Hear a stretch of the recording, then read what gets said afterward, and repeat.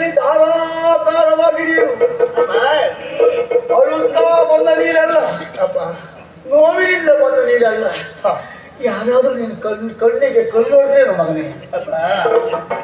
ಕಣ್ಣಲ್ಲ ಗಾಯಾಗಿ ಹೋಯ್ತಲ್ಲೋ. ಕಲ್ಲು ಹೊಡೆದಲ್ಲ ಅಪ್ಪ, ಮರದ ಟೊಂಗೆ ತಾಗಿತ್ತು ಮಗನೇ. ಅಪ್ಪ, ಯಾವತ್ತೂ ನೀನು ಬರುವ ರೀತಿಯೇ ಬೇರೆಯಾಗಿತ್ತು. ನನ್ನನ್ನ ಕಾಣುವಾಗ ಭಸ್ಮವನ್ನ ಹಿಡಿದು ಅಪ್ಪ ಎಂಬುದಾಗಿ ಕರೆಯುತ್ತ ನಲಿದು ಬರುತ್ತಾ ಇದ್ದವ ನೀನು. ಈ ಕೈಲಾಸವನ್ನ ಏರಿ ಬರುವ ಕಾಲಕ್ಕೆ ಇಡೀ ಕೈಲಾಸವೇ ವರ್ಷವಾಗಿತ್ತು ಆಗ್ತಾ ಇತ್ತು. ಆದ್ರೆ ಇಂದು ಹಾಗಲ್ಲ. ಕಂದಿದ ಆನನ ಕಣ್ಣಲ್ಲಿ ನೀರು ಏನೋ ಆಗಿದೆ ನಿನಗೆ ಅಂತ ಇತ್ತು. ಹೌದಪ್ಪ, ಭಸ್ಮ ತಿರುಗಿನ ಮಗನೇ. ಇಲ್ಲಪ್ಪ, ಯಾರಿಂದ ಏನಾಯ್ತು ಹೇಳು.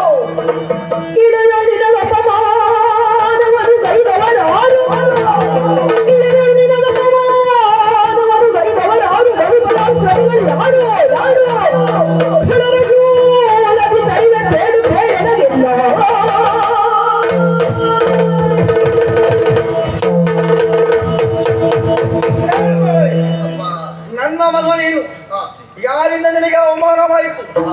ಇಳೆಯವರಿಂದಲೇ ಅವಮಾನವು, ದೇವತೆಗಳಿಂದ ಅವಮಾನವು ಅಲ್ಲ, ಪಾತಾಳದವರಿಂದ ಅವಮಾನವು. ಯಾರಿಂದ ಅನ್ಯಾಯಕ್ಕೊಳಗಾದ ಹೇಳು, ಅವರನ್ನ ಶೂಲದಿಂದ ನಿನಗೆ ಸಮಾಧಾನ ಕೊಡ್ತೇನೆ. ಏನಾಯ್ತು ಹೇಳು.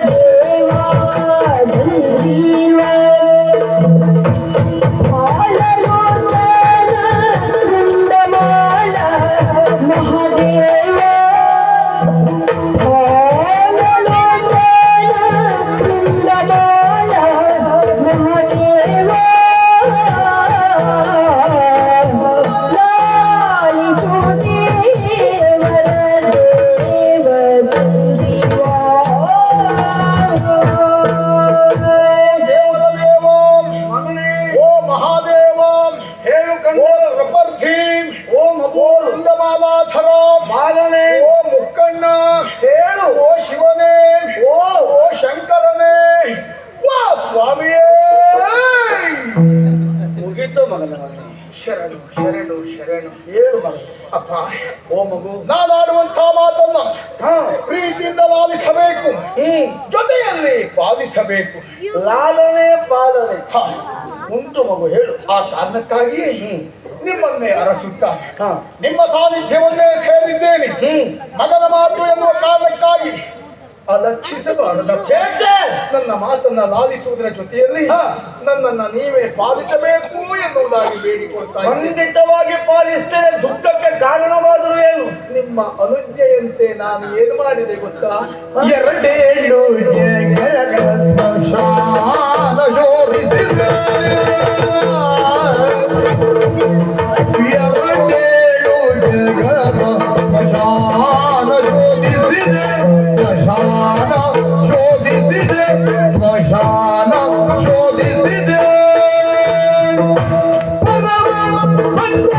ಭಸ್ಮ ದೊರಕಲಿಲ್ಲ ನನಗೆ,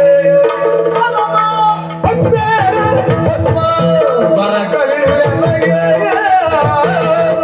ಲಾಲಿಸುವುದೇ ಬರದೇವ ಸಂಜೀವ. ನೀವೇ ಹಾಡಿದಂತ ಮಾತನ್ನು ಆಜ್ಞೆ ಎನ್ನುವುದಾಗಿ ಪಾಲಿಸಿ ಕೈಲಾಸದಿಂದ ಹೊರಟಿರುವಂತಹ ನಾನು 2 ಜಗದ 14 ಲೋಕವನ್ನ ಸೇರಿದೆ. ಅಲ್ಲಿಯ ಸ್ಮಶಾನವನ್ನೆಲ್ಲ ಶೋಧಿಸಿದೆ. ನಿನ್ನ ಪರಮ ಭಕ್ತರ ಭಸ್ಮವನ್ನ ಆಯ್ದು ತರಬೇಕೆನ್ನುವಂತಹ ಉದ್ದೇಶದಿಂದ 14 ಲೋಕವನ್ನೇ ಸಂಚರಿಸಿದ್ರು ಸಹ ಎಲ್ಲಿಯೂ ಎಷ್ಟೇ ಪ್ರಯತ್ನಿಸಿದ್ರು, ಎಷ್ಟೇ ಹುಡುಕಿದ್ರು ನಿನ್ನ ಪರಮ ಭಕ್ತರ ಭಸ್ಮ ನನಗೆ ದೊರಕಲಾಯಿತು ತಂದೆ. ಲೋಕ 14 ಇದ್ದರೂ ಎಲ್ಲಾ ಲೋಕದಲ್ಲಿ ಮಗು ಸ್ಮಶಾನ ಇರುವುದಿಲ್ಲ. ನನಗೆ ಗೊತ್ತಿರ್ಲಿಲ್ಲ. ನಿನಗೆ ನಾ ಹೇಳಲಿಲ್ಲ ಮಗನೇ. ನೀನು ಹೇಳಲೇ ಇಲ್ಲ. ನಾನು 14 ಲೋಕದಲ್ಲೂ ಸ್ಮಶಾನ ಉಂಟು ಅಂತ ಅಲ್ಲೆಲ್ಲ ಹೋಗ್ಬಂದೆ. ಕೊನೆಗೂ 14 ಆದ ಮಗನೇ. 14 ಆದ್ಯಪ್ಪ. ನೀವೇ ಮಾಡಿದ್ರಿ ಇವತ್ತು. ಸರಿ ಹೇಳು ಅಪ್ಪ. ಮುಂದೆ ನಾಳೆ ದಿವಸ ಯಾರಾದ್ರೂ ಮತ್ತೆ ಆಕ್ಷೇಪ ಮಾಡಬಾರದು. ಮಹಾ ಪ್ರಾಜ್ಞರೆಲ್ಲ ಇದ್ದಾರಂತೆ. ಅವರೆಲ್ಲ ಬಂದ್ಕೊಂಡು ಮತ್ತೆ ಇರುವುದು 14 ಲೋಕ ಆದ್ರೂ ಸ್ಮಶಾನ ಇರುವುದು 14 ಲೋಕದಲ್ಲ ಅಲ್ಲ ಅಂತೆಲ್ಲ ಹೇಳಿಯಾರ. ನನಗದು ಗೊತ್ತಿರ್ಲಿಲ್ಲ ಅಂತ ಒಂದು ಸೂಚನೆ ಕೊಟ್ಟು. ಮಗು, ನೀನು ಭಸ್ಮಾಸುರ. ಒಂದು ಹೆಚ್ಚು ಆಗ್ಬೋದು, ಒಂದು ಕಡಿಮೆಯೂ ಆಗ್ಬೋದು. ಮತ್ತೆ ನನ್ನ ನಿನಗೆ ತೊಂದರೆ ಇಲ್ಲ. ನನಗೆ ತೊಂದರೆ ಇಲ್ಲ. ಹೇಳುವನಿಗೆ ತೊಂದರೆ. ನೀವೇ ಅಪ್ಪ. ಹುಡುಕಾಡಿದ್ರು ಭಸ್ಮ ಸಿಗಲಿಲ್ಲ. ಎಲ್ಲಿಯೂ ಭಸ್ಮ ಸಿಗಲಾಯಿತು. ಅದಕ್ಕಾಗಿ ಬರಿಗೈಯಲ್ಲಿ ನಾನು ದುಃಖಿತನಾಗಿ ಇಲ್ಲಿಗೆ ಬರುವುದಕ್ಕೆ ಕಾರಣ ನಾನೊಂದು ನಿರ್ಧಾರವನ್ನು ಕೈಗೊಂಡೆ.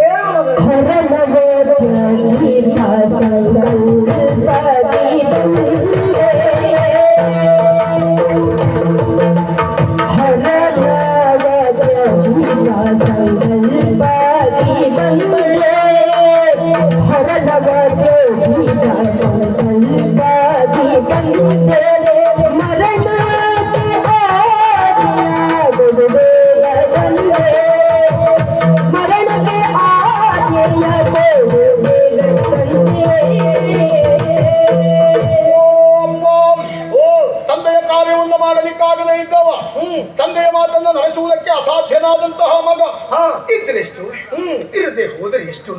ತಂದೆಯ ಸೇವೆಯಲ್ಲಿ ಕಾಲ ಕಳೆಯಬೇಕು ಎನ್ನುವಂತಹ ನಿರ್ಧಾರದಲ್ಲಿ ಸೋಲಾಯಿತು ಅಂತಾದ ಮೇಲೆ ಅಂತ ಮಗ ಇದ್ರು ಸತ್ತ ಹಾಗಲ್ವೇ ಅಪ್ಪ?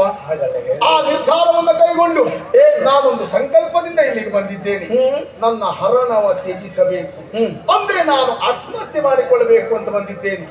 ನಾನು ಜೀವ ದೊರೆಯುವಂತಾಗಿ ನನ್ನ ಸಂಕಲ್ಪವನ್ನ ಸನ್ನಿಧಿಯಲ್ಲಿ ಬಿತ್ತರಿಸಿದ್ದೇನೆ. ನನ್ನ ಸಾಯಲಿಕ್ಕೊಂದು ಅಪ್ಪಣೆ ಕೊಡು ತಂದೆ. ತರಳ ಭಸ್ಮಾಸುರ ಬರಿದೆ ಚಿಂತಿಸಲಗ, ತರಳ ಭಸ್ಮಾಸುರ ಬರಿದೆ ಚಿಂತಿಸಲಗೆ, ಮುರಿದೆ ಚಿಂತಿಸಲಗೆ, ನುಡಿದೆ ನಿನಗೆ ನಾನು ಸ್ಥಿರ ಭಕ್ತಿ ಒಲಿದೆ, ನುಡಿದೆ ನಿನಗೆ ನಾನು ಸ್ಥಿರ ಭಕ್ತಿ ಒಲಿದೆ.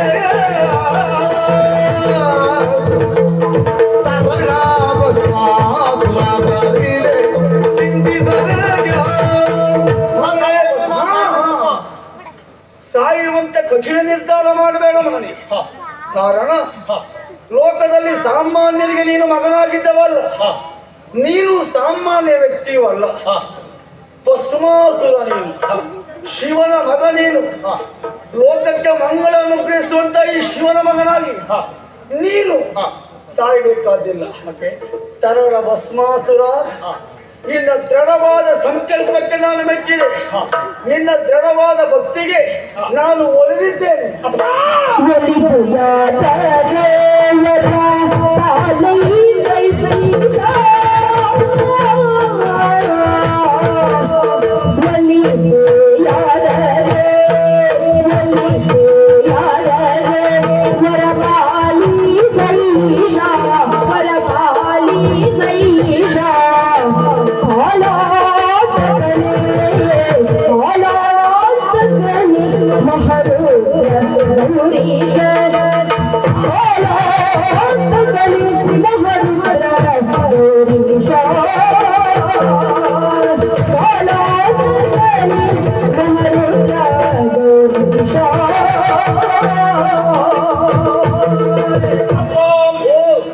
ಸಾಯಬೇಕು ಎನ್ನುವ ನಿರ್ಧಾರದಿಂದ ನಿನ್ನ ಅಪ್ಪಣೆಯನ್ನು ಕೋರುವುದಕ್ಕಾಗಿ ಇಲ್ಲಿಯವರೆಗೆ ಬಂದವ ನಾನು. ಸಾಯುವಂತ ನನ್ನ ನಿರ್ಧಾರವನ್ನ ಬದಲಾಯಿಸಬೇಕು, ನಾನು ಉಳಿಯಬೇಕು ಎನ್ನುವುದಾಗಿ ನೀನೇ ಹೇಳ್ತಾ ಇದ್ದೀಯ. ನಾನು ಒಲಿದಿದ್ದೇನೆ ಉಳಿಯುವುದಕ್ಕಾಗಿ. ನನ್ನ ದೃಢ ಸಂಕಲ್ಪವನ್ನ ಬದಲಾಯಿಸುವುದಕ್ಕೆ ನೀನು ಒಲಿದು ನಿಂತಿದ್ದೀಯ ಅಂತಾದ್ರೆ ಖಂಡಿತ ಅಪ್ಪ. ನೀನು ನಿಜವಾಗಿ ಒಲಿದದ್ದೇ ಹೌದು ಅಂತಾದ್ರೆ ನಾನೊಂದು ವರವನ್ನ ಅಪೇಕ್ಷಿಸ್ತೇನೆ ನಿನ್ನ. ಯಾವ ರೀತಿಯ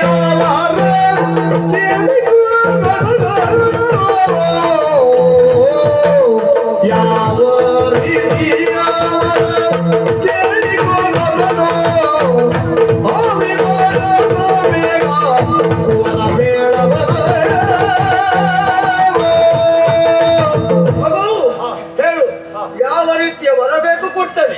ನಾನು ಯಾವುದೇ ರೀತಿಯ ವರವನ್ನು ಕೇಳಿದೆ ಕೊಡ್ತೇನೆ. ಖಂಡಿತ ಒಪ್ಪುತ್ತೀನಿ. ಖಂಡಿತ. ಕೇಳಿಲ್ಲ ಕೇಳು ಕೇಳಲ್ಲ ಕೇಳು. ಯಾರ ಶಿರೋಡಿಯನ್ನ ಕರವಿತ್ತ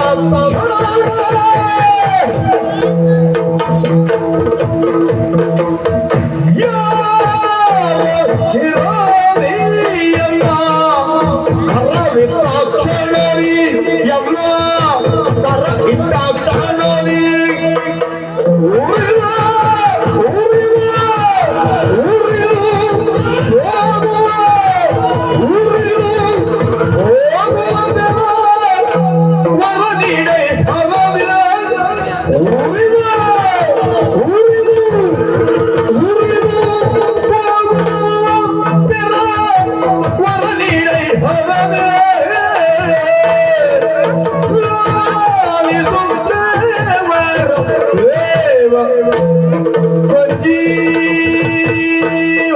ಯಾವುದೇ ರೀತಿಯ ವರವನ್ನು ಕೇಳಿದ್ರು ಸಹ ನನಗೆ ನೀನು ಅನುಗ್ರಹಿಸ್ತೀಯ.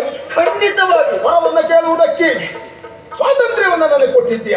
ಕೇಳು ಅಪ್ಪ ನಾನು ವರವನ್ನು ಪಡೆಯಬೇಕು. ಹಾ ಯಾಕಾಗಿ ಈ ಕಾರ್ಯವನ್ನು ನಡೆಸುವುದಕ್ಕಾಗಿ. ಕಾರ್ಯದಲ್ಲಿ ನನಗೆ ಜಯ ಸಿಗಲಿಲ್ಲ. ಹೇಗೆ ನನಗೆ ಅರ್ಥ ಆಗಿದೆ. ಭೂಲೋಕವನ್ನು ಸೇರಿ ನಿನ್ನ ಭಕ್ತರ ಚಿತಾಭಸ್ಮವನ್ನು ತರುವ ಕಾರ್ಯದಲ್ಲಿ ನನಗೆ ಯಶಸ್ಸಿಗದೆ ಇರುವುದಕ್ಕೆ ಕಾರಣ ಅಪ್ಪ ಸಾಯಲಿಲ್ಲ, ಬೂದಿ ಸಿಗಲಿಲ್ಲ. ಮಗನೇ, ಮಗ ಸಾಯಲಿಲ್ಲ, ಅಪ್ಪ ಸಾಯಲಿಲ್ಲ ಅದೆಲ್ಲ ಹೇಳ್ಬಾರ್ದು. ಹಾಗಲ್ಲ ಅಪ್ಪ. ಮಗನೇ, ಅಲ್ಲಿ ಯಾರೂ ಸಾಯಲಿಲ್ಲ. ಅಪ್ಪ ಭೂಲೋಕದಲ್ಲಿ ಯಾರು ಸಾಯಲಿಲ್ಲ, ಆದ್ದರಿಂದ ಭಸ್ಮ ಸಿಗಲಿಲ್ಲ. ಈಗ ಭಸ್ಮ ಸಿಗಬೇಕು ಅಂತಾದ್ರೆ ಅಪ್ಪ ಸಾಯಬೇಕು, ಬೂದಿ ಸಿಗಬೇಕು. ಸಾಯಲಿ ಮಗನೇ ಹೇಳು. ಅಪ್ಪ ಭೂಲೋಕದ ಭಕ್ತಾದಿಗಳು ಸತ್ತರೆ ಮಾತ್ರ ನಿನ್ನ ಚಿತಾಭಸ್ಮವನ್ನು ಸಿಗುವುದಕ್ಕೆ ಸಾಧ್ಯ. ಹಾಗಾಗಿ ನಾನು ಯಾವಾಗ ಭೂಲೋಕದತ್ತ ಸಾಗಿದಾಗ ನಿನ್ನ ಭಕ್ತರು ಸಾಯಲಿಲ್ಲ ಅಂತಾದ್ರೆ ಆ ಸಂದರ್ಭ ನಾನು ಯಾರ ತಲೆಯ ಮೇಲೆ ನನ್ನ ಕೈಯನ್ನು ಇರಿಸುತ್ತೇನೆಯೋ ಆ ವ್ಯಕ್ತಿ ದೋರಿದು ಹೋಗುವ ಹಾಗೆ ಉರಿಯ ಹಸ್ತವನ್ನ ವರವಾಗಿ ನೀಡುವಪ್ಪ. ಮಗನೇ, ಕೊಡುವೆ ಬರವನಲ್ಲ ತಿಳಿಸಲಿಲ್ಲ ಕೊಡುವೆ ನವರವಲ್ಲ ಕೊಡುವೆ ನವರವಲ್ಲ ತಿಳಿಸಲಿಲ್ಲ ತಿಳಿಸಲಿಲ್ಲ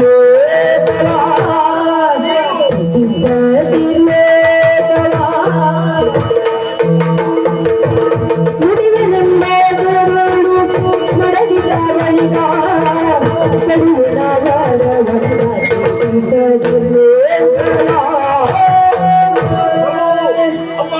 ಮಗನೇ ಸಾಯಲಿ. ಯಾವುದು ನನ್ನ ಭಕ್ತರು ಅಂತ ವರ ಬೇಕು ಅಲ್ವೇ? ಆದ್ರೊಂದು ಲೋಕವನ್ನ ಕೆಡಿಸಬೇಡ ಮಗನೇ. ಹಾಲೆನ್ನುವುದು ಪೂರ್ಣವಾದ ಆಹಾರ. ಕ್ಷಯ ರೋಗ ಇದ್ದವನಿಗೆ ಹಾಲೇ ವಿಷ. ಅದು ನಿನಗಿಲ್ಲ ಅಂತ ವಿಶ್ವಾಸದಲ್ಲಿ ಹಾಲಿನಂತಿರುವಂತ ವರವನ್ನು ಕೊಡ್ತೇನೆ ಮಗನೇ. ಸರಿ. ಯಾರ ಶಿರದ ಮೇಲೆ ನಿನ್ನ ಕರ ಇಟ್ಟಾಗ ಅವರು ಉರಿದು ಹೋದ. ಏನು ಮಗನೇ? ಅಮ್ಮ ಏನು? ಯಾಕಮ್ಮ ಇಷ್ಟೊತ್ತಿಗೆ ಬಂದೆ? ಬರುವರೆ ಕಾರಣ ಉಂಟು. ಅಪ್ಪ ಕೈ ಎತ್ತಿದ್ರು, ಎತ್ತಿ ಕೊಡುವುದಕ್ಕೆ ಮುಂದಾಗಿದ್ರು, ವರ ನೀಡ್ತಿದ್ರು. ಅಷ್ಟೊತ್ತಿಗೆ ಶಿವಪೂಜೆ ಮಧ್ಯೆ ಕರಡಿ ಬಂದ ಹಾಗೆ ಬಂದ್ಬಿಟ್ರಲ್ಲ. ತಾಯಿ ಗಡ್ಡಿ ಅಂತ ಹೇಳ್ತೀನಿ. ತಾಯಿ ಕರಡಿ ಅಲ್ಲ, ನೀವು ಕರಡಿ ಬಂದದ್ದು ಯಾಕೆ ಈಗ? ಅಮ್ಮ ಅವತ್ತೇ ಹೇಳ್ತಾರೆ. ಅಮ್ಮ ಬರುವರೆ ಕಾರಣ ಉಂಟು.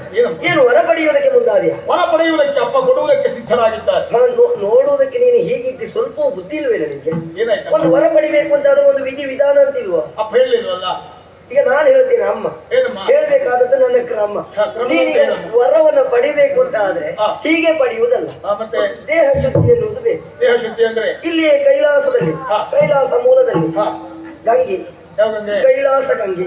ಇಲ್ಲಿ ಕೈಲಾಸ ಗಂಗೆಯಲ್ಲಿ ನೀನು ಸ್ನಾನ ಮಾಡಿದ್ದೆ ಹೌದು ಅಂತ ಆದ್ರೆ ಅಲ್ಲೋದ್ರೆ ನೀರು ಕೊಡ್ತಾಳ?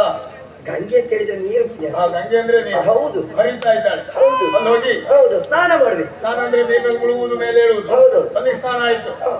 ದೇಹ ಶುದ್ಧ ಆಗ್ತದೆ. ಬರುವಾಗ ನೀರಿನಲ್ಲಿ ಬಿದ್ದೆ ಬಂದಿದ್ದೇನೆ.